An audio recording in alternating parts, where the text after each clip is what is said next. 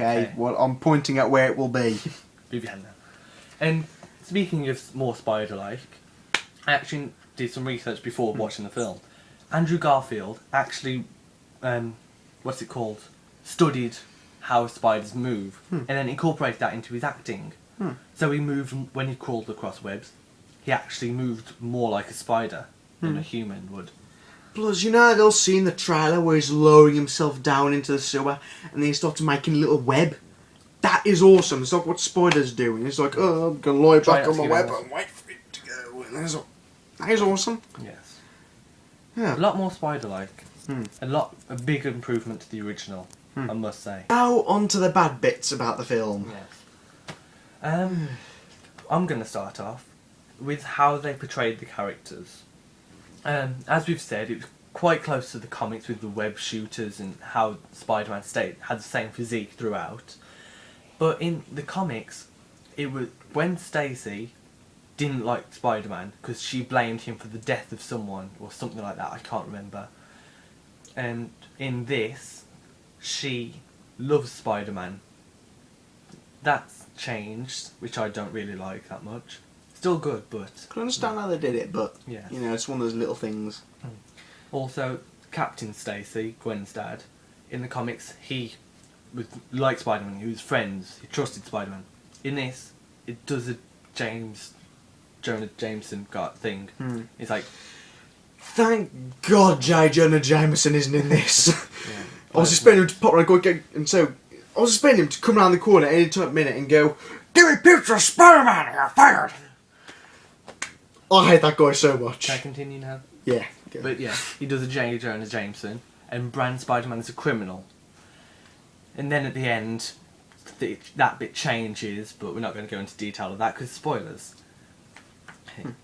Another thing that was really bad about this film, the one thing that kind of holds it back for me, The lizard. is the lizard.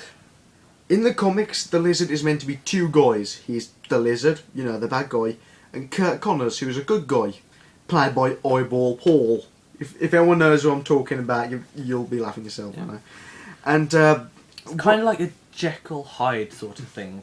Yeah, in the comics, Kurt Connors, you were meant to feel for the guy. Like, he had a family, he had a wife, He was a good some guy. kids. You You liked wanted him. him to be alive, but have to get rid of the lizard. So I was thinking, when we came to this, how are they going to kill the lizard without killing Dr. Connors? Because you have to really feel for him. But when I watched it, it was just douchebag all the way through. It for was both like of them. when Connors injected the serum into himself to turn him into the lizard. He was like, auto douchebag. I'm going to get this vial of douchebag, inject into myself, it'll grow my arm back, but now I'm going to be a lizard douchebag all for awesome. Why they had to do this, I don't know. It could have helped if they had bring some humanity into the character. Have Dr. Connors like You start with his to like wife, him a bit at the beginning, but then have him with his starts to wife or kids, or have him be like a father figure to Peter or something, or have him like, I don't know, teaching his students like their family or something. Yeah. Something that makes him more human. But I just feel like if the lizard was shot in the head and killed, then who cares about Dr. Connors? We've got one less bad guy in the film. That's the one thing I didn't like. Though I kind of, when we first found out about what the lizard was going to look like, you know, when he wasn't going to have the snout, I didn't really like that. It was, but when I saw it in the film, I was like, yeah, it actually made it work. That kind of works for the film because More now humanoid, make it more like human, so you're not too grossed out by it. I still would have liked if they had the snout, because that would make him more lizard and more, you know, nostalgic. I think they also did that, Ellis, because they wanted it to be more of a family film. A family film, yet they have the rat. Anyone who's seen the film will know what we're talking about. So, overall, for me, Spider-Man gets a good 7 out of 10. It's a good time, but it's only held back by the amount of time they spent on the villain. The villain wasn't that good. They could have made him better, but that's what holds it back. It's the one thing that just... I give it an 8 out of 10, marked down because of what I said about how they changed the characters from the comics. But that's about it. We're not saying this film is bad. We're saying it's good. It deserves a good watch. They could just make it better by changing a few things. If you're a Marvel fan, if you're a Spider-Man fan, you'll enjoy it. But if you like follow the Sam Raimi Spider-Man films religiously, or you don't like the idea of this because it's not the Spider-Man you grew up with, then yeah, go crawl into a ditch because everyone's moving on. Everyone's moving on now. After number 3, I think we're not attached to the Sam Raimi ones anymore. Plus, this one was way better.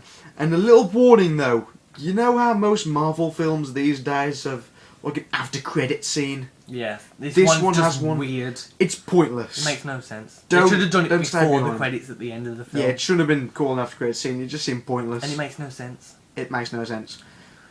And I want to make another point out, to do with the sequel.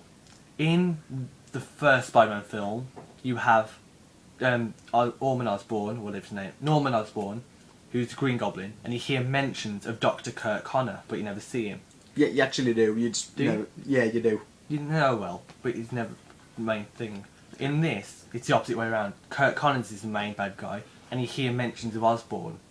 So, we're thinking that may have something to do with the Green Goblin being in the second one, which is confirmed for like 2-3 years away, I think it is.